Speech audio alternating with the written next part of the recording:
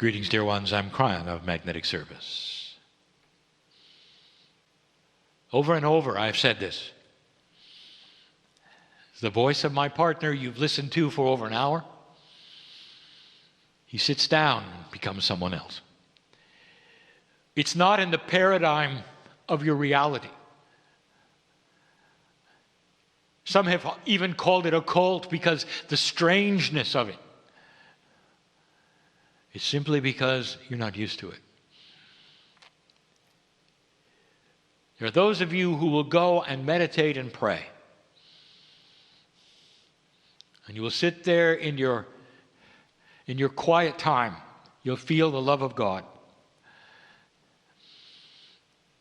An overwhelming sense of peace and joy that things are all right will come to you.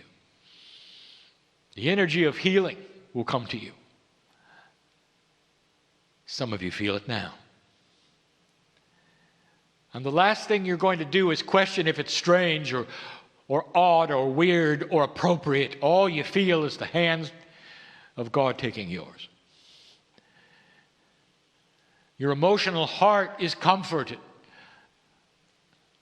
And all of these things you're used to by yourself. The most ancient of spiritualness would create those who would meditate. The very earliest of the monks believe what you do. That you are not a product of this planet's biology, but of the creative source that is spiritual. A piece of God is in you, and it's not an accident. That your life is important, and that God knows the count of hairs on your head. This is how close you are to the creative source. Not an accident, not born dirty. Magnificent, each one of you on this planet in your own path. And you look around and you can say, how can this be when there's so much poverty on the planet? There are so many people in trouble. There's so much sorrow. And what I'll tell you, and I've said before, over thousands of years, you take turns. Old soul, you've been there and you've done that, and some of you know it. But today you sit in your culture listening to this. And I'll say this again, the discernment of the human being has to be the proof. Is this real? I know who is here. I always do. I knew yesterday when you were going to come. I know that it's a surprise for some that didn't know they were coming, and they're here. I know what you've been through, each of you. I was at your side when you were through it. I'm looking at family, and I want you to look at me the same. Dear ones, is it possible that you have a best friend with you all the time? Most of you haven't even named it. You simply call it something. A higher self. Perhaps an angelic self. Something that vibrates higher than you, that is mysterious, that you can't quite relate to, but you know it's there. And in your meditations and in your prayers, you speak to it differently. Let me tell you, we're tired of being called an it.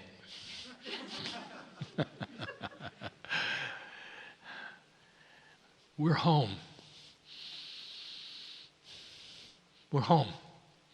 That's who we are. I want to give you another concept if you haven't thought about it. Your best friend, your higher self, is your soul. And this soul that you have that you really don't understand is the same one you had in your last life, and the one before, and the one before. Therefore, there is one soul for you and many lives. So when you take a look at who you were in what you would call the earth's past history, you're looking at your best friend, your soul. And this is why we tell you that your Akash is rich and deep with resources. Think for a moment, old soul. If you could, even for a moment, open the door, and this best friend who is you and your soul, which you consider to be your consciousness, could then start to tell you who you were. More than that, start to bring forward what you'd learned about staying younger, about being healthier, about the experience that you've had that you don't have to have again. Those who graduate from school, even your highest educational institutions, get degrees. And the degree simply says they know what they know. They've been through it, and therefore they are experts in it. Maybe they even have letters after their name. Well, you do too. And the letters after your name represent the love of God. Being through lifetime after lifetime and coming out the other side, so now you can experience what you learned. There are those in here who shouldn't be here, according to the old energy of what you thought you could do. There's more than one, dear ones. In this small assemblage, I'm telling you that you have gone past a near-death experience because of what you believe. Because you can grasp on to a higher source that knows your cellular structure. There are those here who need to hear it because you come for healing. Did you know that the healing that you desire actually is already there, and it's in the consciousness? If you want to rearrange a bit of the way you think, your cells will respond. Doesn't matter whether you have pain or degeneration or disease.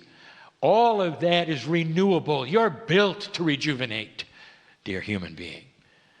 That comes with the body. You're magnificent.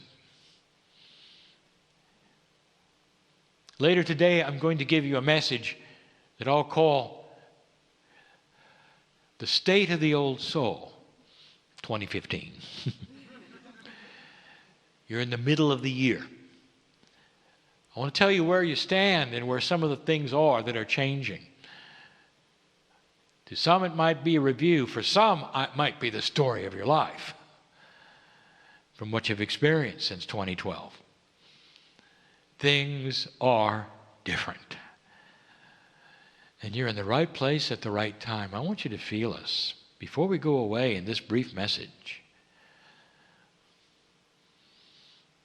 If you're just sitting and listening to this message, I want you to feel us. We know who's listening.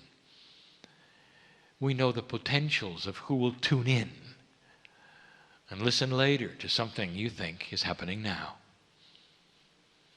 The potentials of all those listening is known. We know who you are. Hopefully that will give you comfort in this room and other places to know that there is a plan, that there is beauty, and there is purpose.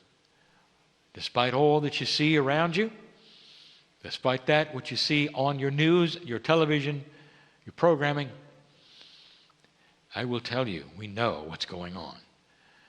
And it's not an error. Stay tuned, there's more. And so it is.